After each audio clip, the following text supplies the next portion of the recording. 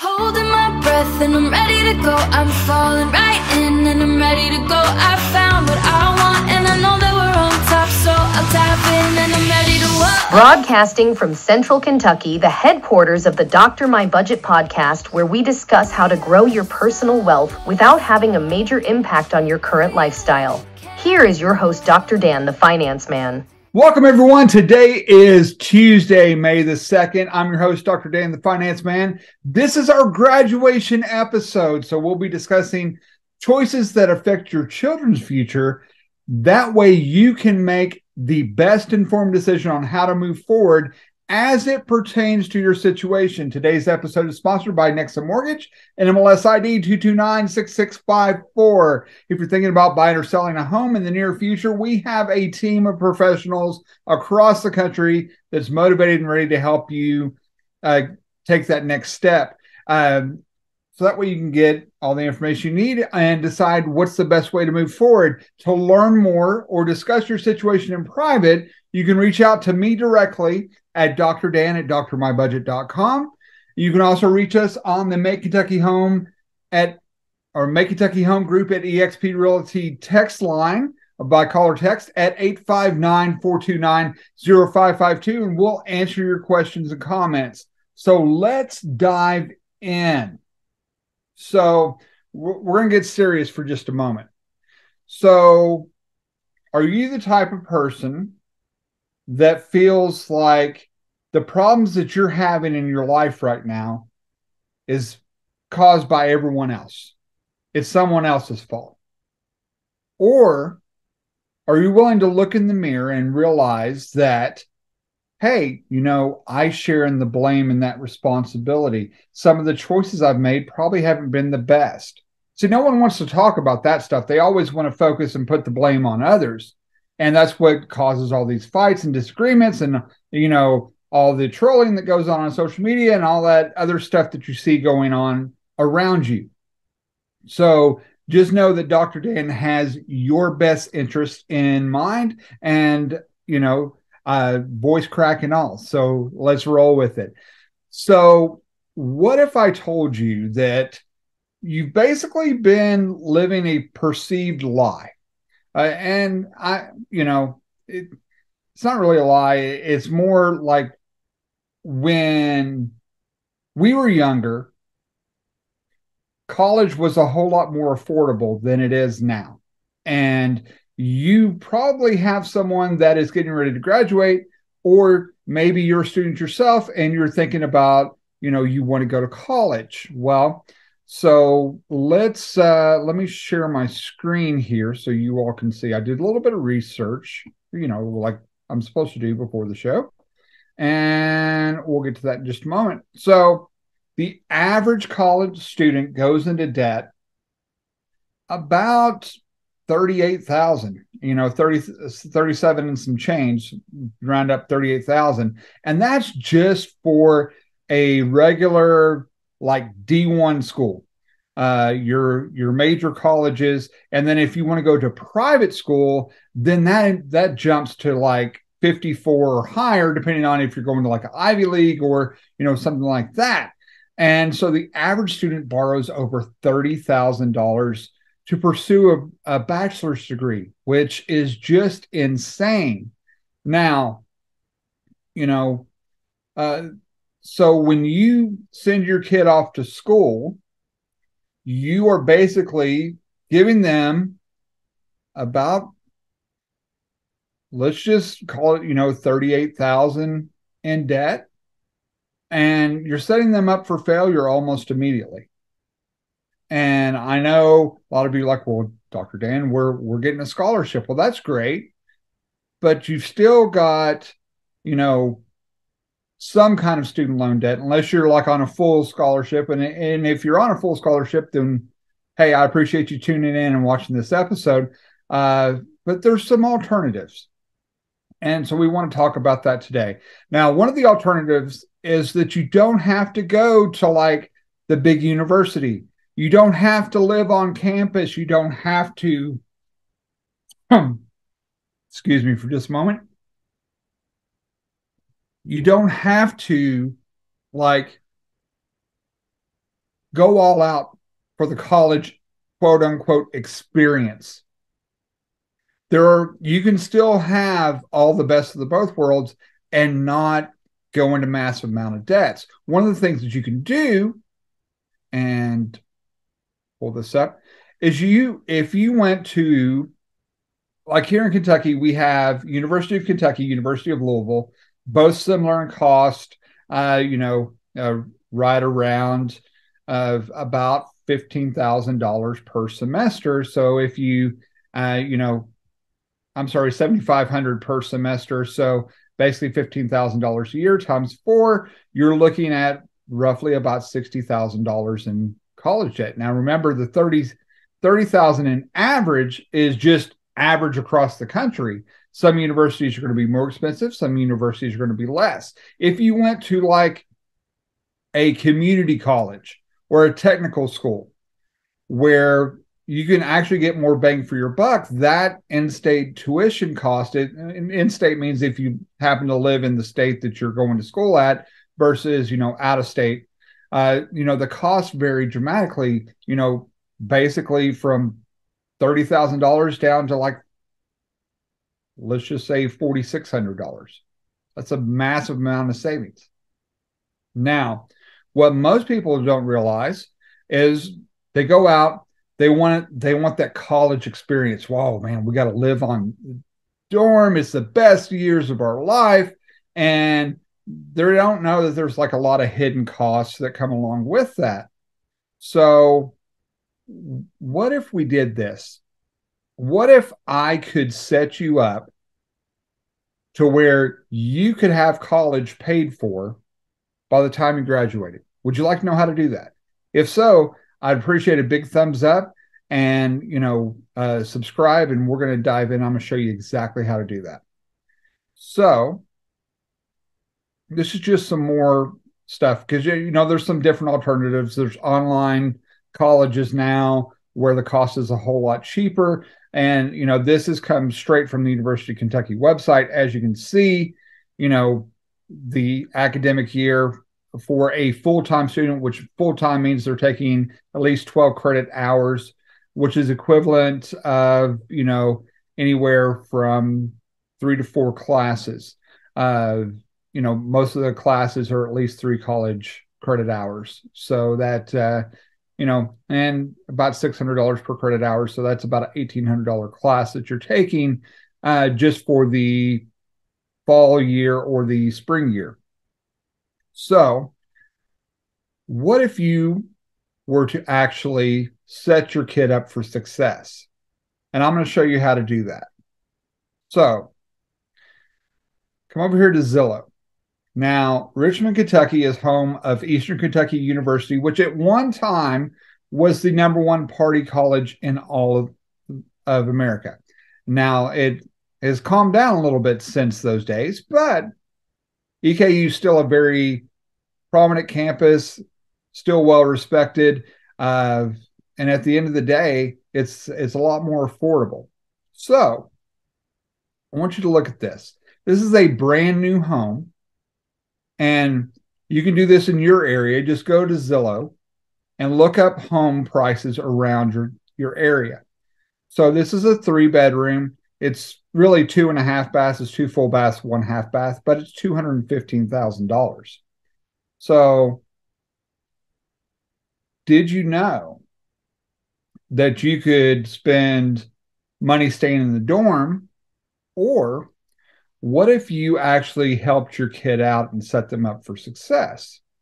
So with a 3-bedroom, the way that most housing operations work is they charge by the bed, not by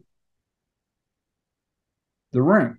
Or, so usually there's two students that share a room. They may or may not know each other, but there's 2 beds per room. So you could go that route and, with 3 bedrooms, potentially have 6 beds, or you could team up with some of your buddies and roommates, and you could each have your own bedroom living in a brand new house, and I want you to check this thing out. This thing's pretty nice. When you start looking at this, I mean, it's all brand new. So, I wish I had the ability to take stuff like this when I was in college. I mean, that would be totally awesome. But that's $215,000. So if we come over here to my favorite website, which is usmortgagecalculator.com, and we put in $215,000. Now, down payment 3.5%. If you do FHA, there are programs where you can do 3% down and avoid the escrow payment. And if you want to learn more about that, reach out to me at Dr. Dan at drmybudget.com. I'll tell you more about that. Where, and if we look at what's down here at the bottom of the page, LendingTree with their ad popping up at 5.31 APR, which, you may or may not qualify for. There's probably very extreme rules to be able to qualify for that. So let's just be conservative here and say that you can get one for 6%. So if we come down here, your payment is roughly going to be about $1,459. So let's just round up for easy math at $1,500 or $500 per bedroom. And if that makes sense, go ahead, drop a like, drop a comment, and say, hey, I'm following along. I'm tracking Dr. Dan. This is good stuff. So we look at this principal and interest, and it's $1,250 per month. Now, the PMI, which is private mortgage insurance, that is not going to go away. That's, that is required at least till, you get at 20% equity. Sometimes it'll fall off. Sometimes you have to refinance in order to get that off. But, it's right here. It says it's scheduled to go off in February of 2033. So we're going to take that out for now, just for now. That puts us at $1,429. I don't want to do the extra payments yet. That's an added bonus for those that decide to stick around later. We're going to remove the extra payments for now. So I just want the basics. Monthly principal and interest, which is, we talked about that in episodes 1. We briefly touched on it in episode 2. So go back and check those episodes out. But $1,250, 36. Now, total payment of $1,429.37. So now we're going to come over here to our little calculator. So this is option 1. You can live in the dorm, and it's $600 per credit hour, which if we take, going by the numbers here that University of Kentucky put out, let me get back to that. It says the average is $6,429. So just for sake of discussion, it's $6,500, and that doesn't include your books. Now, books are a huge profit maker for the universities, and that's one of those hidden costs they don't tell you about. Now, your books can range anywhere, from $500 per semester on up. So, I have seen one book cost like $300, and that's just for one class. And you may never even use it. It's up to the instructor, but they still make you pay for it. And then when you go to sell those books back, then, it's a very low profit margin for you because they only buy it back at about, they sell it to you at an exorbitant cost. But then when you go to sell it or back to the school, they charge very minuscule fee of what you paid for it. So, just to be on the conservative side here, I like to estimate a little bit high. And then when we're talking profits, I estimate low, just so and if it works out better in your favor, then that's kind of like gravy on top of it. So come up to, 65 and 1,000, 7,500 per semester. There's 2 semesters per school year. There's usually a fall and a spring, and then you've got the summers off. Fall, winter, spring, and then you got the summers off. So that's $15,000 per year for just 1 year to go to school. And that breaks out to about 10 months of learning, because you're going to have about, you're going to have your summers off. There's going to be spring break. There's winter break. So you've got about 3 months, 2.5 months, but really there's only about 10 months of learning that takes place. So, if I look at that, and if there's 10 months of learning, that's not $1,250, that's actually $1,500. So $1,500 per month for you to go to school. If we do divide it by 12 months, that's $1,250 per month spread out over the entire cost of the year. So keeping that in mind, let's hop back here to our new home, because when we ran our numbers, we came up to $1,429. Notice how it's $1,500 per month. We're in the ballpark. You might start to see where I'm going with this. Stay tuned. It gets even better. So let's look at the housing cost. So now it's $210, or it's actually $215,000 cost. You may be able to negotiate it down to $210. I don't know. It depends on the professionals you're working with in your area. These housing costs may be more in your area, but we're just using Central Kentucky as a reference point. And if these numbers excite you, feel free to, again, reach out to us at Dr. Dan at drmybudget.com, and we can put you in touch with a professional in your area to help you out. So payments $1,500. So if we break that down, that is roughly about $500 per student. If we decide to go if we go the bed to bed model, where there's 2 beds in every room, obviously this number goes up a little bit higher. But if we just have each student has their own bedroom, then that's $500 a month. Now, if they decide that they want to have a roommate, well, we could play around. We could do $300 since they're sharing a room, and that might be more affordable for your roommates. It's up to what your kid wants to do. They should be involved in the decision-making process, since they're going to be staying here. So I've got some of this other stuff down here that I'm going to point out in just a moment. So if you decide to go the $1,500 per month, then, that's $500 per student. Now, if we go $500 per student, I'm going to put this in my calculations down here.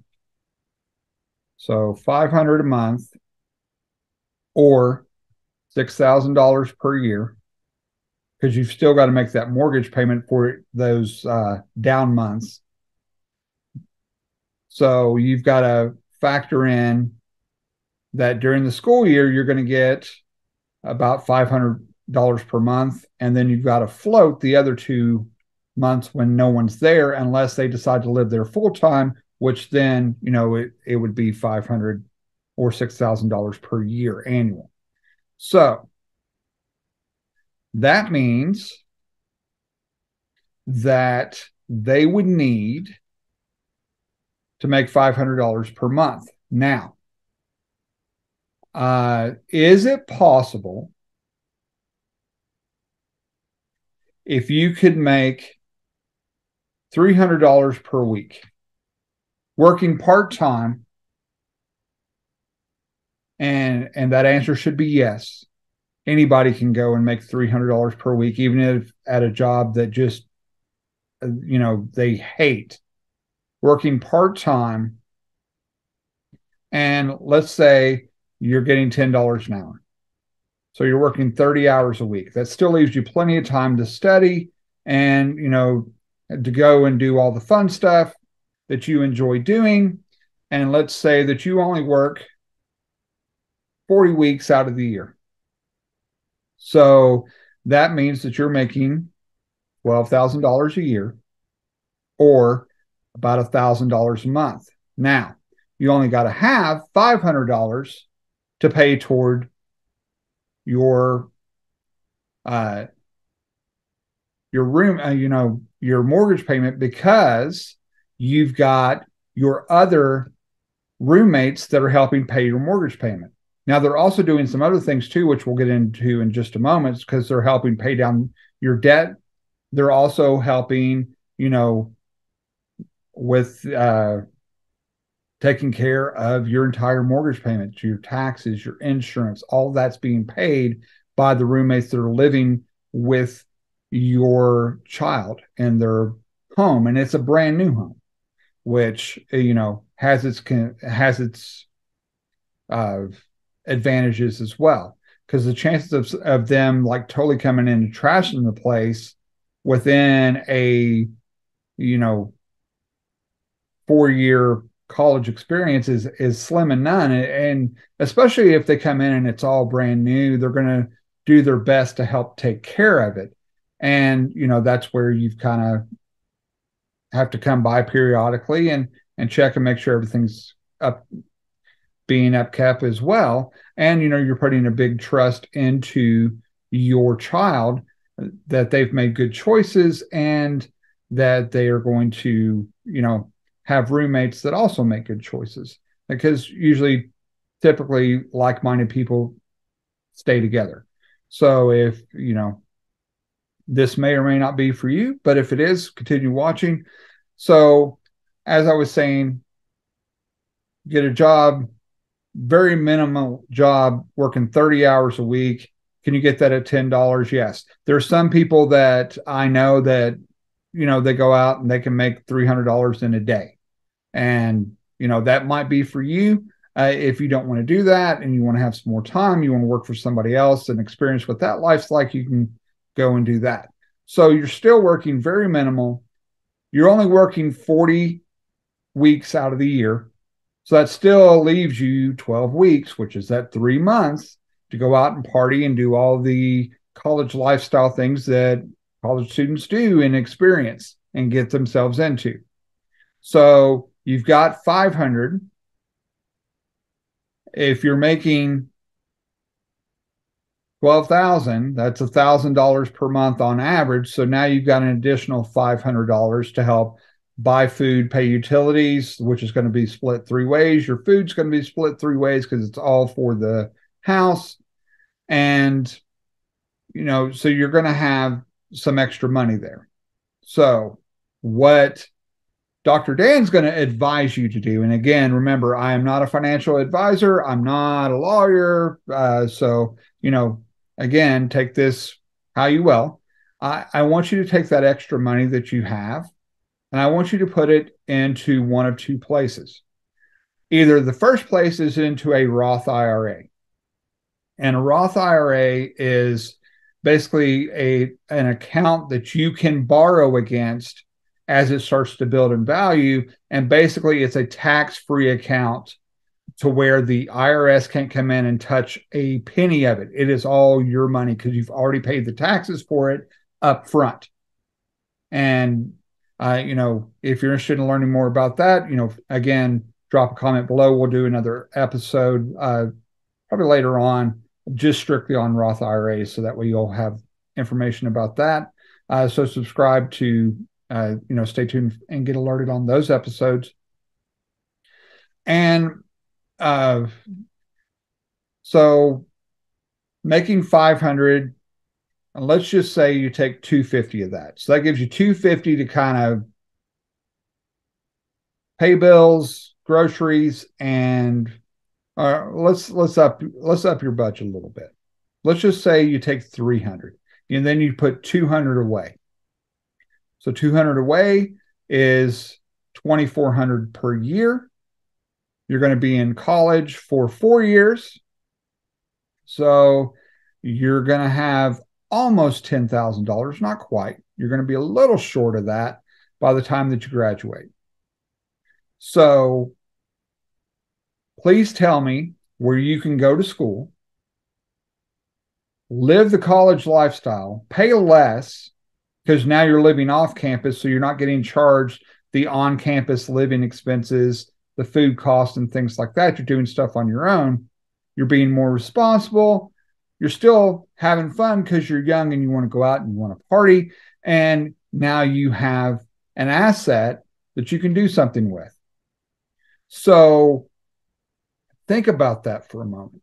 Think of how much better a position that you're in. And I'm going to break down the numbers in just a second. So if we go back here to US Mortgage Calculator, there is this little thing down here below where you see the let's try that again. Amortization schedule. There we go. So you're going to graduate in May of 2027, which is 4 years after you start. So you're going to owe $197,842. So let's go into our little spreadsheet here. And we're going to owe $197,842. And then I want to go 3 years out from that. And I'll explain why I'm doing that in just a second. But while I'm here and got my mind on it, I want to think about those numbers.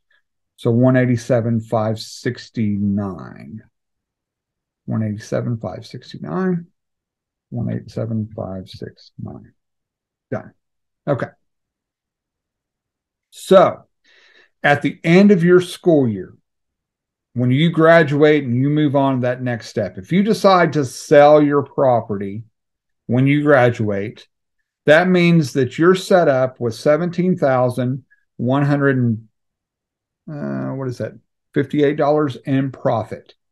So how would you like to take that and then put that towards your student loans and have a huge chunk of it knocked out before you even get started in your career? If that sounds good, I'd love to hear your comments about this, and let's go. So there's this great little rule that I need to make you aware of. And it's with the IRS. So the IRS says that if it is your primary residence for 2 out of the last 5 years, you can sell your property and not pay capital gains on that. So do I have your attention? If so, I'd appreciate a like just for that knowledge alone. So you could actually rent your property out. So now you've got your roommates, they've all graduated, they've moved on, and now you can rent it out to the next generation of students for the next 3 years. Same cycle, same process. And at the end of that, you'll have 187,569, which basically translates into a $27,000, $431 profit. So if that sounds even better, go ahead and hit that like button below. Now I'm going to show you where the real fun begins and where wealth is made. Because we talked about selling it for the price of which you bought it for. And that's not how real estate works. On average, real estate appreciates about 4% nationwide every year. So I went ultra conservative here and said, let's just say it appreciated by 1%. And we're going to, because we bought it for $215, which will change all these numbers automatically. And we said that would be 197,842. 197,842. And then this number would be 187,569. 187,569.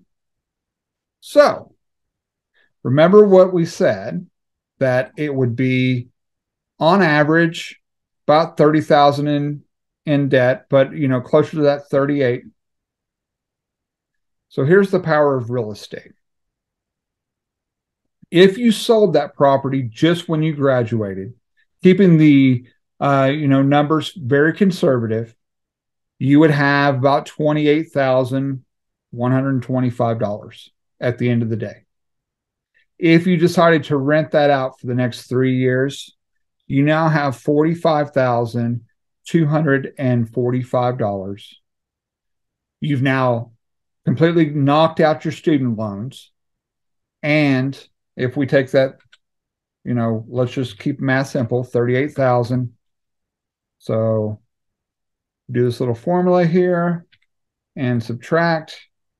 You now have an additional 7,245 that, can you use towards your down payment on your next home. You now are debt free, which is a huge advantage over your other students that decided to go into debt because they needed to enjoy that 4 years of college life experience and thought they had to live in the dorms and, took on all this massive amount of debt. You set your kid up for success, and now they have additional 7,245 that they can use to buy their next home. And if you found that information useful and you'd like to know more, stay tuned for future episodes. Appreciate a follow, a subscribe, comment below. Thank you so much for tuning in, and join us next time where we're going to start interviewing some of the top real estate agents in Central Kentucky and, finding out what we need to know moving into the summer market. Thank you all so much for tuning in. Everybody be safe. Have a great week, and we'll catch you next time around. Holding my breath and I'm ready to go. I'm falling right in and I'm ready to go.